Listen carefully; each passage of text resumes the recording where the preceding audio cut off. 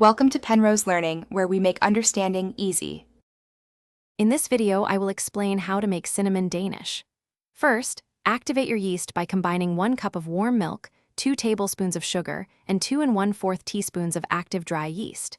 Let it sit for 5 minutes until foamy.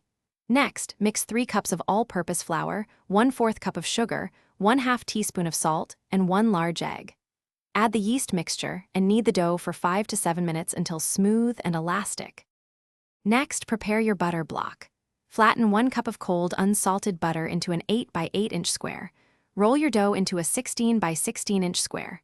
Place the butter block in the center, then fold the dough over to enclose it.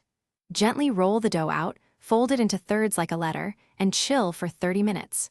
Repeat this rolling and folding process 2 more times, chilling between each fold. Now, let's prepare the delicious filling and shape our Danish. Roll your chilled dough into a 12 by 18 inch rectangle, about 1/4 inch thick.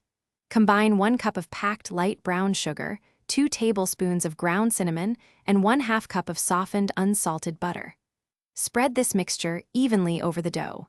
Tightly roll the dough from the long side, then slice the log into 12 equal pieces. Finally, it's time to bake and glaze your beautiful cinnamon Danish. Place the sliced Danish on a baking sheet, leaving 2 inches between each. Bake them in a preheated oven at 375 degrees Fahrenheit for 18 to 22 minutes, until golden brown and puffed. While they cool, whisk together 2 cups of powdered sugar, 3 tablespoons of milk, and 1/2 teaspoon of vanilla extract for a simple glaze. Drizzle generously over the warm Danish.